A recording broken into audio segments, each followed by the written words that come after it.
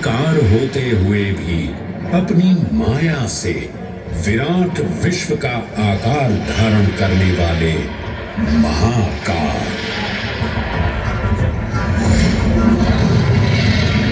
मेरुगिरी को धनुष और भगवान विष्णु को बाण बना दैत्यों के 3 पुरों का नाश करने वाले महाकाल। वो महाकाल जो तीनों लोकों में विद्यमान सभी शिवलिंगों में प्रधान है।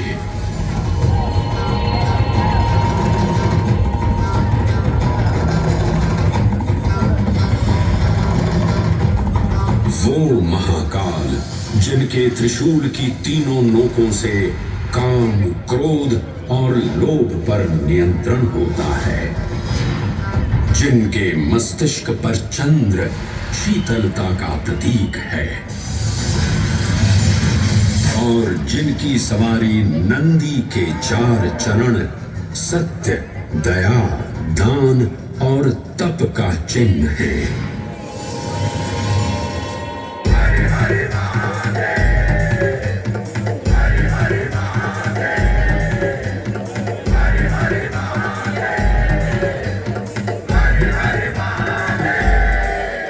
न पुण्यं न पापं न सौख्यं न दुःखं न मन्त्रो न तीर्थं न वेदा न यज्ञम् अहं भोजनं नैव भोज्यं न भोक्ता चिदानन्दरूपः शिवोऽहं शिवोऽहम्।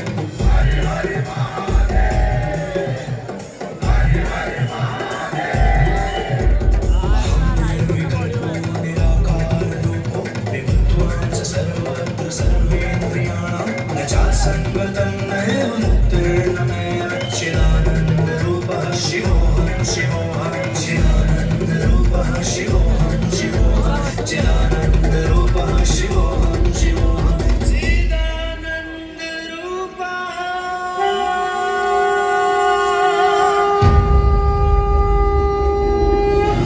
वराह पुराण में कहा गया है, नाभिदेशे महाकालस्तन्नाम्ना तत्र वै हरः, अर्थात नाभिदेश उज्जैन में स्थित भगवान महाकालेश्वर तीनों लोकों में पूजनीय हैं।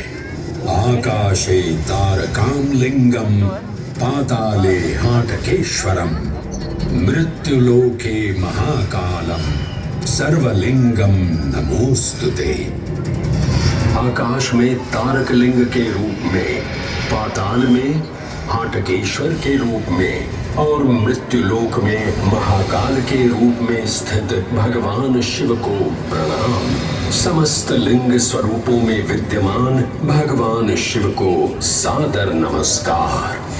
नाभिदेश उज्जैन का अटूट बंधन है महाकाल के साथ, जो महाकाल स्तोत्र में उल्लिखित है।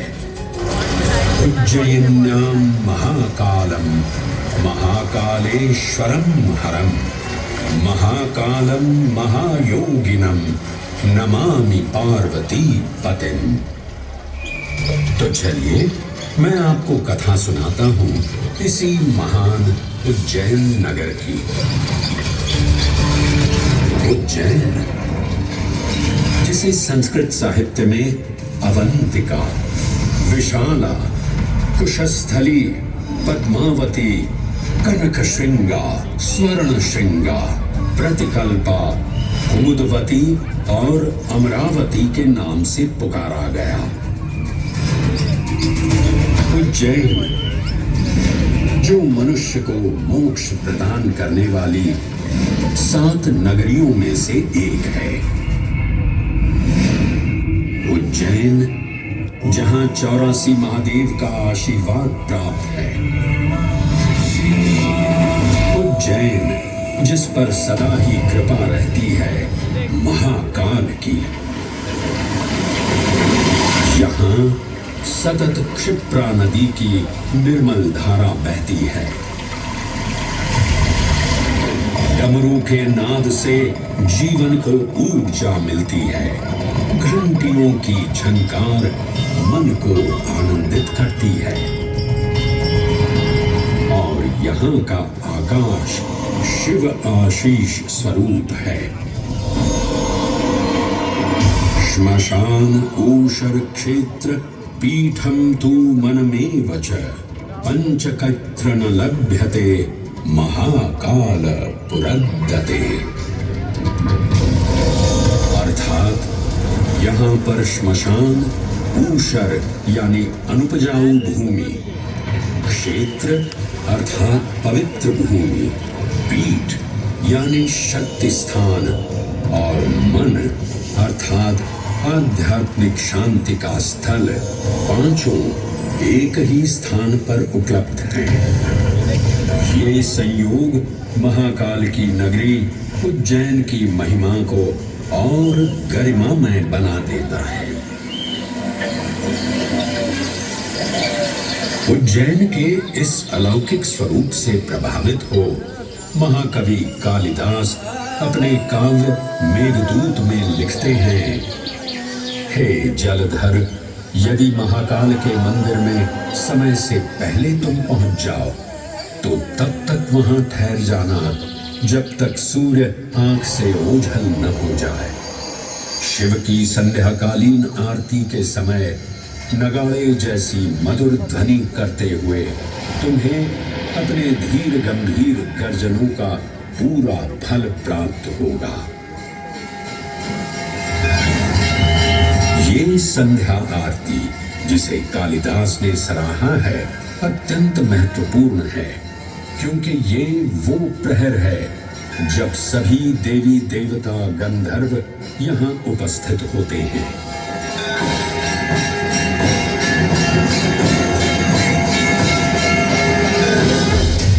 उज्जैन की महिमा अद्वितीय है। सतयुग, त्रेता युग, द्वापर युग और कलयुग, हर युग में इसका अप्रतिम महत्व रहा है। इस काल यात्रा में सबसे पहले आपको सतयुग के उस कालखंड में ले चलता हूं जहां देव और दानव एकत्रित हैं समुद्र मंथन करने के लिए। मन की आंखों से कल्पना कीजिए, भगवान विष्णु ने कूर्म का रूप ले मंदरांचल पर्वत को अपनी पीठ पर उठा रखा है। सागर से विकराल लहरें उठ रही हैं, मेघ भयानक गर्जना कर रहे हैं। देव और दानव वासुकी सर्प को नीति बना और मंदार पर्वत को मथनी बना सागर को मथ रहे हैं कि तभी जल का पाप कालकूट विष निकलता है और पूरी सृष्टि को अपने ताप से झुलसाने लगता है।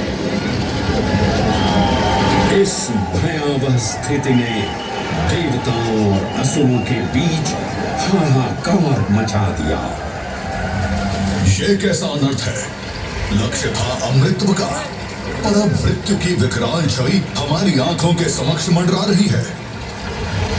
इस भयंकर संकट से केवल वही उद्धारकर्ता मुक्ति दिला सकते हैं जो समस्त विश्व के परम संरक्षक हैं।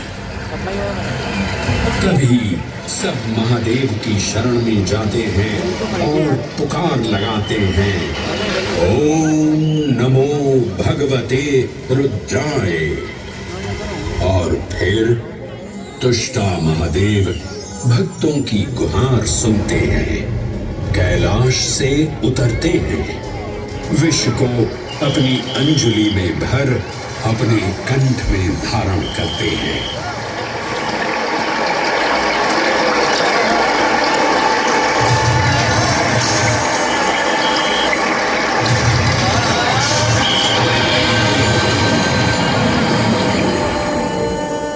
अंततो गत्वा सागर मंथन से अमृत कलश प्रकट होता है। जैसे ही अमृत प्रकट हुआ, दानवों ने इसे केवल अपने आधिपत्य में लेने की आकांक्षा प्रकट की और संघर्ष छिड़ गया। आज यदि हम इस अमृत को प्राप्त कर सकें, तो हम देवताओं पर हमेशा के लिए प्रभुत्व स्थापित कर पाएंगे। अमृत अपात्र हाथों में ना जा पाए, क्योंकि ये अपनी शक्ति का असीम दुरुपयोग करेंगे। इस अराजकता के परिणाम स्वरूप अमृत की कुछ बूंदें छलकी और पृथ्वी तक पहुंच गई। 4 स्थलों पर स्पर्श हुआ इन बूंदों का। हरिद्वार, प्रयागराज, नासिक और उज्जैन। अमृत की इन्हीं बूंदों के कारण उज्जैन में हर 12 वर्ष पर कुंभ सिंहस्थ मेले का आयोजन होता है। भगवान शिव की लीला देखिए। लोक कल्याण के लिए स्वयं विषपान किया और अपनी नगरी पर अमृत वर्षा करवाई। अमृत की पावन बूंदों से अभिसिंचित ये दिव्य उज्जैन भूमि रामायण के पृष्ठों में भी सम्मिलित हुई।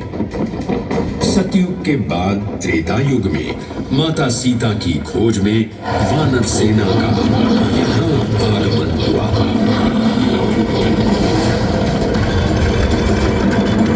समय की इस यात्रा के माध्यम से अब प्रवेश करते हैं वाल्मीकि रामायण के किष्किंधा कांड में।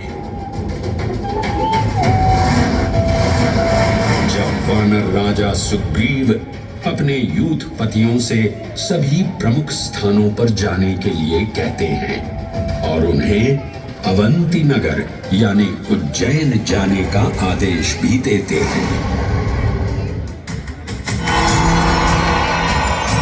मेखला उत्कल के क्षेत्र, दशर्न के नगर, आभ्रवंती, अवंती और विदर्भ के राज्य, साथ ही माहिष्का के आकर्षक राज्य में भी पूरी तरह से खोजना होगा।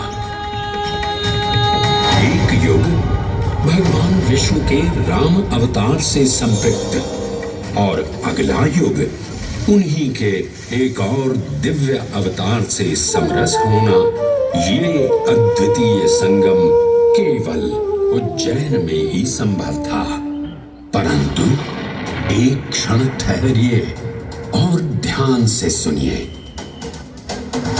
ये हैं महाकाल के 1008 दिव्य नाम। हाँ, मैंने काल चक्र को परिवर्तित कर दिया है और अब द्वापर युग का शुभारंभ हो चुका है। विस्मय पूर्ण हो जाएंगे ये जानकर कि महाकाल के इन नामों को स्वयं भगवान श्री कृष्ण ने रचकर पिरोया था। महाकाल सहस्र नामावली की ये अद्भुत रचना उस समय की है जब योगेश्वर कृष्ण, उनके मित्र सुदामा और शेषावतार बलराम ने अवंती नगरी में स्थित सांदीपनी ऋषि के आश्रम में वेदांत दर्शन और शस्त्र विद्या की शिक्षा ग्रहण की थी। कहते हैं कि भगवान श्री कृष्ण को अवंती ने ऐसा मंत्र मुग्ध कर दिया कि यहाँ 64 दिनों तक रुककर उन्होंने 64 विद्याएं और 14 कलाओं का ज्ञान लिया। उज्जैन का संबंध महाभारत से भी जुड़ा हुआ है। इस महान महाकाव्य के वन पर्व में उल्लेख किया गया है कि महाकालेश्वर मंदिर में स्थित कोटि तीर्थ जल का स्पर्श मात्र करने से अश्वमेध यज्ञ के समान फल प्राप्त होता था। और फिर परिवर्तन की इस अनवरत धारा ने एक नई कहानी लिखी। उज्जैन में उदय हुआ मौर्य वंश का। सम्राट बिंदुसार ने अपने पुत्र अशोक को उज्जैन का राज्यपाल बनाया और समय के साथ अशोक के शासनकाल में धर्म का विस्तार हुआ।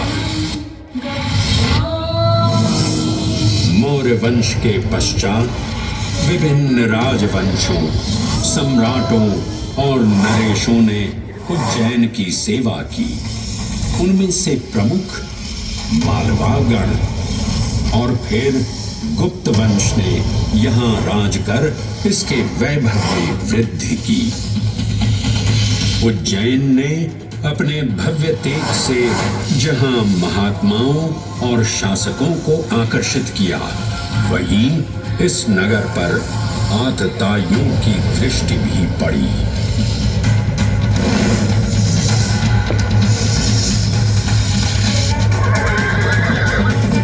शक मध्य एशिया की खानाबदोश जनजाति थी, जिन्होंने उत्तर पश्चिमी और मध्य भारत के कुछ हिस्सों पर आक्रमण कर अपना शासन स्थापित किया। ईसा पूर्व प्रथम शताब्दी में जब भारत शकों के अत्याचार से ग्रस्त था, तब उन शकों ने उज्जैन पर भी कब्जा कर लिया और फिर उज्जैन में उदय हुआ एक तेजस्वी योद्धा, महाराज विक्रमादित्य का। एक तरफ शकों का बल तो दूसरी तरफ विक्रमादित्य का अद्वितीय पराक्रम। विक्रमादित्य की तलवार महादेव के तीसरे नेत्र सी चमकी। प्रचंड युद्ध हुआ। महाकाल की कृपा से शूरवीरों ने शकों को परास्त किया और उज्जैन में गणतांत्रिक शासन स्थापित किया।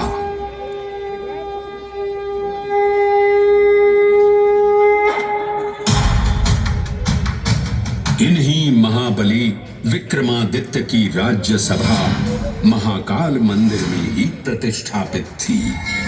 आज भी इस मंदिर की घंटियों में विक्रमादित्य की वीरता और शौर्य की प्रतिध्वनि गुंजायमान होती है। राजा विक्रमादित्य और शकों के मध्य हुए युद्ध ने उज्जैन को काल चक्र से अभिन्न रूप से जोड़ दिया, क्योंकि जिस दिन उनको विजय प्राप्त हुई, उस गौरवशाली उपलब्धि के सम्मान में एक नवीन पंचांग का शुभारंभ किया गया, विक्रम संवत पंचांग। आज भी कई हिंदू पर्व और धार्मिक अनुष्ठान विक्रम संवत पर आधारित हैं।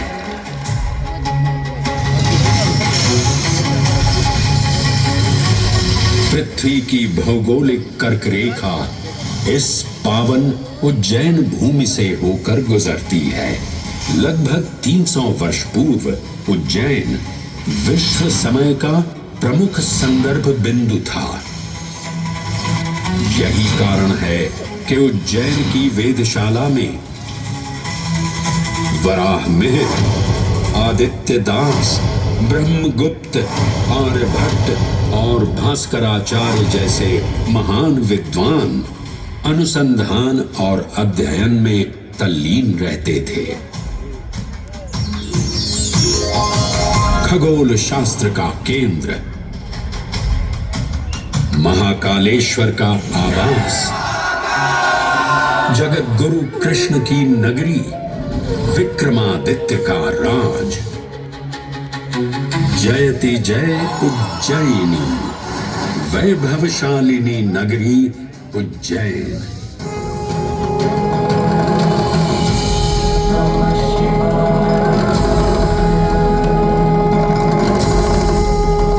श्वासों को शिव मंत्र से अलंकृत कर, मन को भाव की गंगा से निर्मल कर, जो भी उज्जैन में महादेव की शरण लेता है, उसका कल्याण होना निश्चित है। आज सुनी सबने गाथा महाकाल की, दर्शन जिनके दुर्लभ हैं, नमन करे जिन्हें काल भी, चरण में जिनके है बसा। ये समस्त संसार कभी नहीं देखा होगा धरती पर ऐसा चमत्कार। हर महादेव। जय श्री महाकाल।